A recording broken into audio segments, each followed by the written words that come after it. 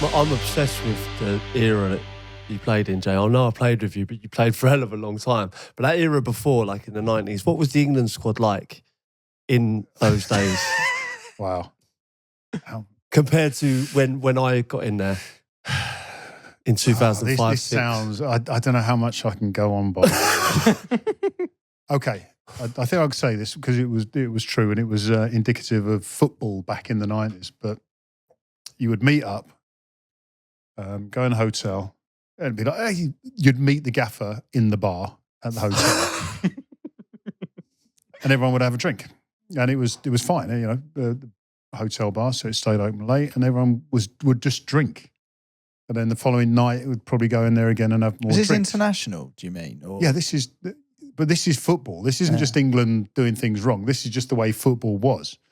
Except for maybe one or two international teams, continental teams who didn't do that. But that was normal. And we had a fantastic squad. We had you talk about camaraderie. Well, that 90s group, when you got the likes of Gazza, Paul Ince, trying to think, Alan Shearer, Wrighty, all these guys. So it was fun to be around. I mean, we used to, you know, on a day off, we'd go fishing with Dave Seaman and Gazza, or I would anyway.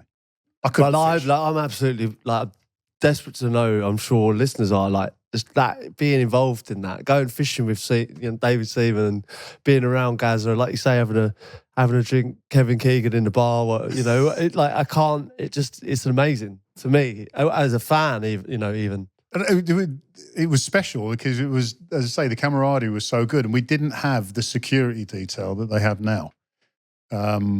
If you imagine being an England squad now, you have passes to get everywhere and all the floors are locked off with security guards.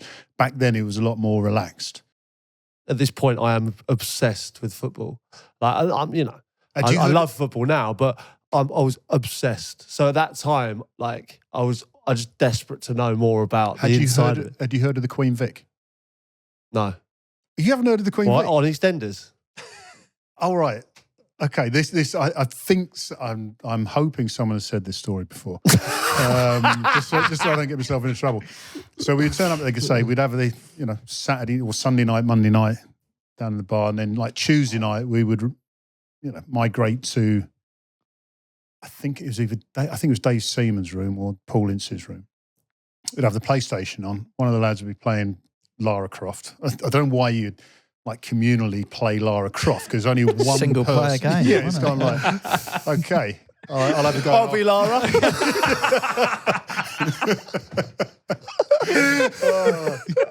I'll have a go after you in an hour. Yeah. And then all I can remember is like smoke, because I used to smoke back then. Smoking and drinking beer in a room. Wednesday training session. As we're getting warmed up, it's like, Queen Vic open tonight? Oh, we'll have a look. So is this one of the rooms? Is that your room specifically? Not in my room. No. A room in the Queen Vic. Anyone who knows the Queen Vic knows Queen Vic. That's the room. So we would go there for a cheeky little one, get one of the and then go and win. I mean, this is the thing. This is an England team that was losing.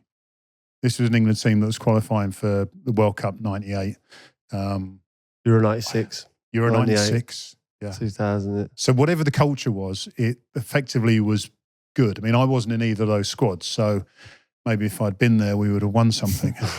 No, but it's an important point you're saying. There was team spirit. Yeah. And okay, some of the creation of that team spirit might not be like how it is right now, but it bonded you all. Absolutely. And the performances matched up. Yeah. Do you think there's like an element of it, like if it had been like it was now, that team could have won something? Like, or was it that the team was so together because of that bonding that you had? It's a wonderful question. It's almost like who's better, Pele or Messi? Different times. Yeah. So if we'd have had the influences then that we have now, then every other team would have had the same influences, and arguably would end up with the same situation because they would have been better as well. Does that make sense? Yeah, it does. But my only worry is that the French and the Italians might have been doing it properly. I did mention two continental teams, and you've just kind of thrown them out on the table, haven't you? Yeah.